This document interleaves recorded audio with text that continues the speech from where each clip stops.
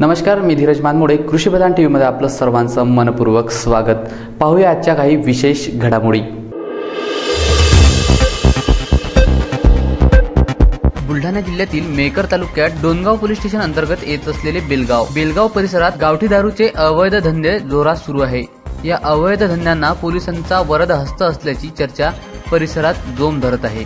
बेलगाव गावामध्ये व शेतात तसेच परिसरात अवैध गावठी दारू तयार करून ती मोठ्या प्रमाणे विक्री सुरू असून या दारू विक्रीला पोलिसांचा वरद असल्याची चर्चा असल्याने परिसरातील जनतेचा पोलिसांचा वरचा विश्वास उडत असल्याचे दिसून येत आहे. मी तांड्यातला नाईक असून माझं कोणी ऐकत नाही. मी वारंवार निवेदन केले पोलीस स्टेशनला, पण नेत्याचे फोन आल्यानंतर ते एकमेकाला सोडून देतात. पकडून येतात. त्याच्यानंतर त्याची काही कारवाई करत नाहीत आणि कारवाई केल्यानंतर पण ते नुसतं ते नेत्याची त्या फोन येतात लगेच त्यांना सोडून देतात. माझा मुलगा दारू पिते, घरात खूप तांगडव करते आणि आमच्या घराची नुकसान आम्हाला ठाऊक. आम्हाला मारहाण करतात दारू पिऊन. मग आता इथून पुढे असं झालं की नाही तर मग आता आम्ही तिथं येऊन फाशीच घेऊ. मुलगा आम्हाला लई त्रास देते, खूप दारू पिते.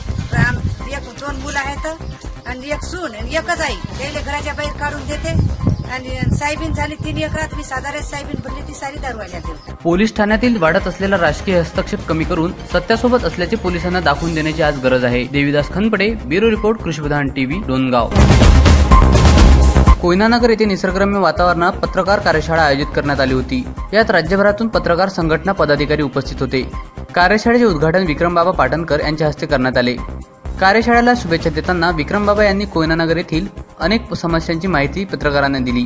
तसेच ज्येष्ठ पत्रकार अभय देशपांडे यांनी कार्यशाळेस मौलिक मार्गदर्शन केले. सदर कार्यशाळेस बोरकर दादा, यासिन पटेल, महादेव चव्हाण, अतुल होनकसडे, विकास कुलकर्णी व इतर उपस्थित होते. कॅमेरामॅन बाबासो सुतारसह Arvind Jadhav, bureau report, Krushipradhan TV, Sangli.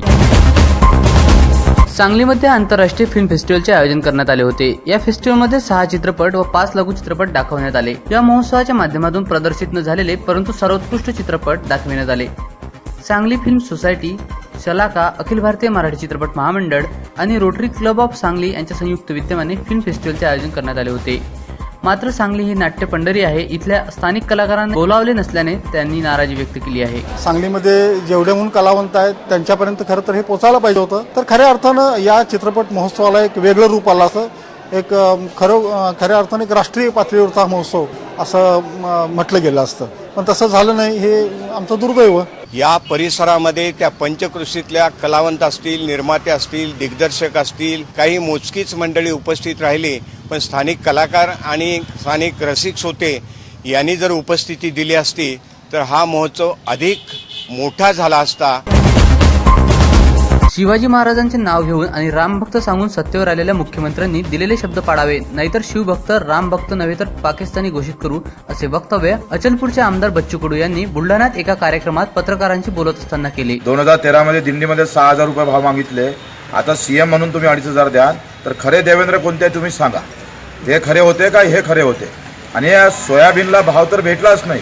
आणि आता ते 200 रुपये बोनस दिलाय प्रहारच्या आंदोलनानंतर, 5 तारखेच्या आंदोलनानंतर जे जाहीर केलं 200 रुपये बोनस पर क्विंटलनं, ते बाजार समितीत ज्या शेतकऱ्यांनी सोयाबीन नेलं त्यालाच भेटणार आहे, पेरणाऱ्या शेतकऱ्यांना भेटणार नाही. तर मदत देताना 6,000चा जो तुम्ही म्हटलं होतं, आज 2,500 ते 3,000 रुपये भाव भेटत आहे.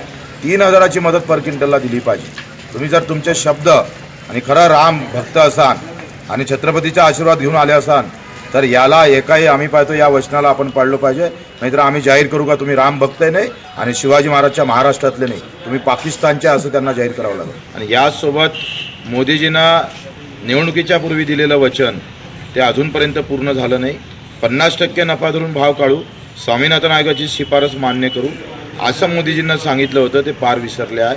आणि म्हणून CM to PM, देवेंद्र ते नरेंद्र और लढेगा जितेंद्र किसान के लिए, प्रहार का किसान जितेंद्र लढेगा. देवेंद्र ते नरेंद्र यांच्या घरापर्यंत 2000 किलोमीटरचा महात्मा फुले यांच्या जयंतीदिनी आसूड मोर्चा काढणार असल्याचेही त्यांनी यावेळी सांगितले.